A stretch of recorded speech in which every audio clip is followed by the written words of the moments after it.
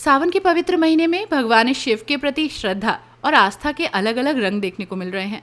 कोई कांवर में गंगा जल लेकर भोलेनाथ के दरबार में पहुंच रहा है, तो कोई अपनी भक्ति को सेवा और समर्पण से जोड़कर अनूठी मिसाल पेश कर रहा है।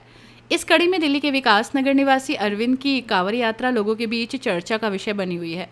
अरविंद हरिद्वार से मां गंगा का पवित्र जल लेकर अपनी दादी को कांवर में बैठाकर पैदल यात्रा कर रहे हैं। अरविंद की इस अनोखी यात्रा ने श्रद्धालुओं का ध्यान अपनी ओर खींच लिया। वो पिछले करीब 10 दिनों से लगातार पैदल चलते हुए प्रतिदिन करीब 10 किलोमीटर की दूरी तय कर रहे हैं। अब वो गाजियाबाद पहुंच चुके हैं और भगवान शिव के जयकारों के साथ अपनी यात्रा को आगे बढ़ा रहे हैं। अरविंद ने बताया कि उन्होंने अपनी दादी से एक वादा किया था कि वो उन्हें धार्मिक यात्रा कराएंगे।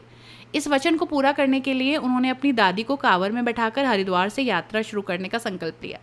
उनका कहना है कि भगवान भोलेनाथ की कृपा और आशीर्वाद से वो इस कठिन यात्रा को पूरा कर रहे हैं। उन्होंने बताया कि उनकी सबसे बड़ी कामना यही है कि भगवान शिव उनकी दादी को लंबी आयु, अच्छा स्वास्थ्य और हमेशा खुशियां प्रदान करें। अरविंद का कहना है कि दादी का आशीर्वाद उनके जीवन की सबसे बड़ी ताकत है और इसी भावना के साथ वो ये यात्रा कर रहे हैं। अरविंद अभी अविवाहित है और पेशे से डीजे का काम करते हैं।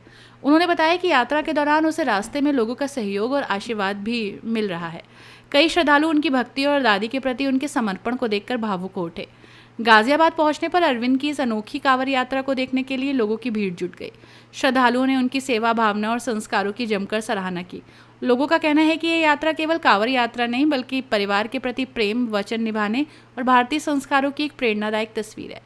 अरविंद की ये यात्रा संदेश दे रही है कि आस्था केवल पूजा पाठ तक सीमित नहीं होती, बल्कि अपनों के प्रति सम्मान, सेवा और समर्पण भी सच्ची भक्ति का एक रूप है। उनकी कांवर यात्रा सावन में श्रद्धा और रिश्तों की अनूठी मिसाल बन गई।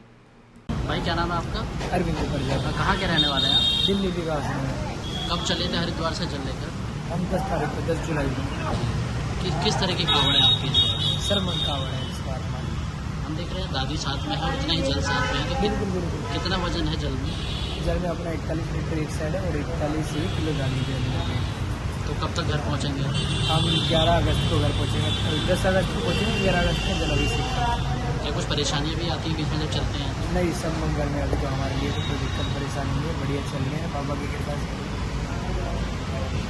अपनी राय हमें कमेंट में ज़रूर बताएं और ऐसे ही लेटेस्ट अपडेट्स के लिए हमारे चैनल रॉयल बुलेटिन को लाइक, शेयर और सब्सक्राइब करना ना भूलें।